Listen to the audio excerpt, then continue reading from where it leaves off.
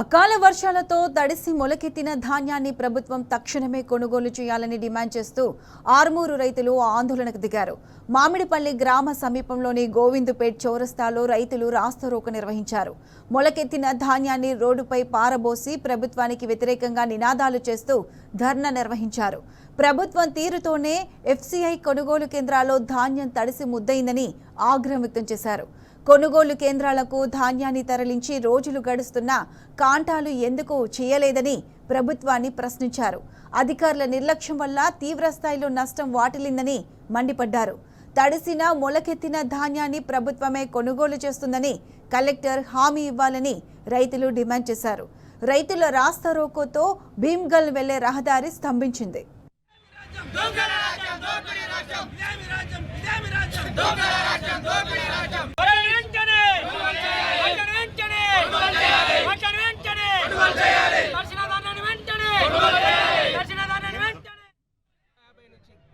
ఎకరాల వరి ధాన్యం ఇప్పటి వరకు కొనుగోలు చేయలేరు.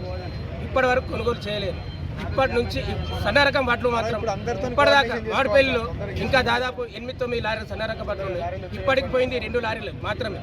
ఎందుకని ఆ సొసైటీ చైర్మన్ మైపల్లి గారిని ఫోన్ చేసి అడిగితే రైస్ మిల్లలు మా దగ్గర తీసుకుంటలేరు, గవర్నమెంట్ చెప్తుంది, గవర్నమెంట్ తీసుకోమని చెప్తుంది కానీ రైస్ మిల్లు తీసుకుంటారు. గవర్నమెంటే చెప్పింది కదా సన్న రకం వడ్లు తీసుకోవాలని చెప్పి దానికి 500 బోనస్ ఇస్తామని చెప్పింది కదా గవర్నమెంట్ కానంటే అది మాకు తెలియదు అని చెప్పేసి మైపాల్స్ మా సొసైటీ చైర్మన్ మైపాలు అలాగే డైరెక్టర్స్ వైస్ చైర్మన్లు ఒక్కరు కూడా పట్టించుకోరు, ఎవరు కూడా పట్టించుకోరు. వాళ్ళకి ఇష్టం వచ్చిన వాళ్ళ ఎంప్లాయీస్ కానీ నంబర్ లేకుండా లోడింగ్ చేసి పంపిస్తారు. ఇక్కడ వాళ్ళు తీర్మానం చేసుకున్నారట సొసైటీలో. ఏమని తీర్మానం చేసుకున్నారు?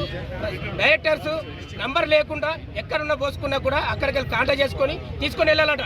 ఈ గోల్పేట్ సొసైటీలో ఇలా జరుగుతున్నాయి డైరెక్టర్స్ వ్యవస్థ. రైతులు మాత్రము రైతులకు సంబంధించిన వాటిని మాత్రము మీరు కొనుగోలు చేయరు, లారీ తెప్పియరు, పంపించరు. ఇప్పుడు అకాల వర్షాలు పడి ధాన్యం ఇలా ఈ విధంగా అయింది. ఇప్పటికి కూడా సంధించలేదు. గత 2 నెలల నుంచి ఎండపోసి ఉల్టాపల్టా చేసి ఎండబెట్టి మ్యాచర్ వచ్చినాయని సంచులు ఇచ్చిన తర్వాత సుగా పుట్టి చేసిన తర్వాత నెల రోజుగా 20 రోజులు 16 రోజులైనా సంచులు లేబర్ వస్తారు. ఇవి రేపు వస్తున్నాయి, లారీ ఎల్లుండి వస్తున్నాయి. సొసైటీ తెలియజేయడానికి చైర్మన్కి చెప్పడం, వైస్ చైర్మన్స్ చెప్పడం జరిగింది. ఆర్డీఓ ఇవ్వడం జరిగింది. ఎంఆర్ఓ చెప్పినాము. ఇది గతంలో సుగా ఇదే కథ జరిగింది. ఇప్పుడు సుగా 20 లారీల పడి మొత్తం ధాన్యం తాల్చి ములకలు వచ్చి మా చేతిలో చూసుకుంటున్నాం. రైతు పండించిన అన్నమే మనం 5 మెతుకులు తింటున్నాం. రైతు లేకపోతే మన రాజ్యం ఎవరి సుఖ బుక్కి అన్నం చేతుకోవు. దయచేసి ఈ కొనుగోలుదారులు కుమ్మక్కై దళారుతోని లారీలు ఆపుకుంటూ మొరాలకు టెంపరీగా కిరాయి ఇచ్చుకుంటూ రైతులను బాధ పెడుతూ ఇక్కడ మోసగించబడుతున్నది. కానీ పరిస్థితి అరీ ఘోరంగా ఉన్నది. మీరు ఎంఆర్ఓ గారా ఆర్డీఓ వచ్చిందాకా ఈ ధర్నా ఇంకా ఉధృతం చేస్తాం కానీ అందరకు లేచేం లేదు. సాయంత్రం 4 గంటల అంటా వారు ఇక్కడ పెట్టుకొని తినడం స్థితిగా ఉన్నామని విన్నవిస్తున్నాం. ఇదే అంశానికి సంబంధించి పూర్తి అప్డేట్స్ మా ప్రతినిధి రవీందర్ అందిస్తారు.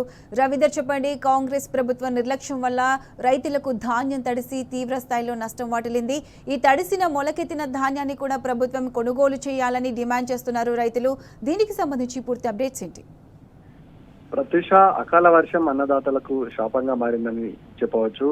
గత 3 రోజుల నుంచి ఎడతెరిపి లేకుండా ఉమ్మడి నిజామాబాద్ జిల్లా వ్యాప్తంగా కురుస్తున్న అకాల వర్షంతో ఎఫ్సీఐ కొనుగోలు కేంద్రాలలో రైతుల కళ్ళలో ఉన్నటువంటి ధాన్యం తడిసి ముద్దైంది. ఏకదాటిగా వర్షాలు కురవడంతో మొదటిసారిగా తడిసిన ధాన్యం మొలకెత్తిన పరిస్థితి స్పష్టంగా కనబడుతుంది.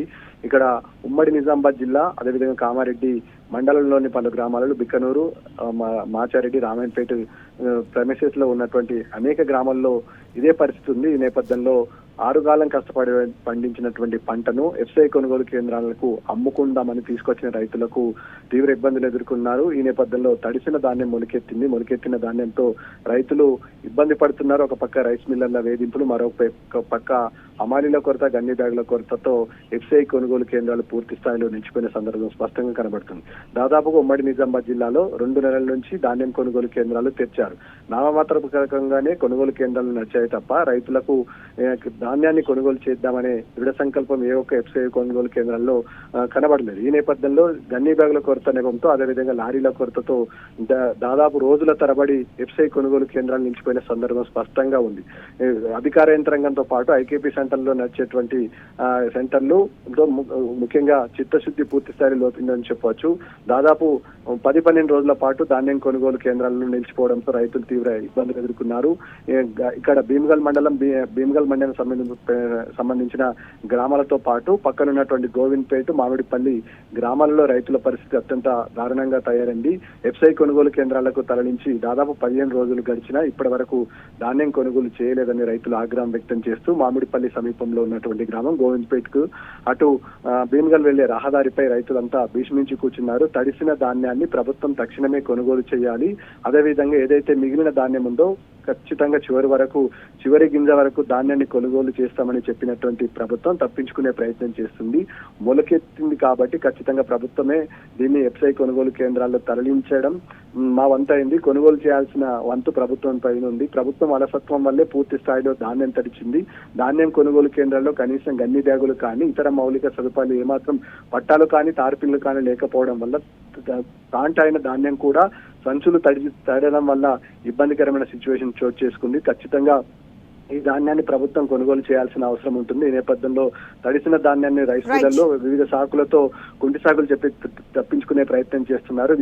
ఈ అంశం పైన రైస్ మిల్లర్లు అదేవిధంగా ఇటు జిల్లా కలెక్టర్ తక్షణమే జోక్యం చేసుకొని తడిసిన మొలకెత్తిన ధాన్యాన్ని ప్రభుత్వ యంత్రాంగం ఎఫ్ఐ కొనుగోలు కేంద్రాల్లో కొనాలని డిమాండ్ చేసిన పరిస్థితి స్పష్టంగా కనబడుతుంది. ప్రత్యూష, నిజామాబాద్ జిల్లాలో.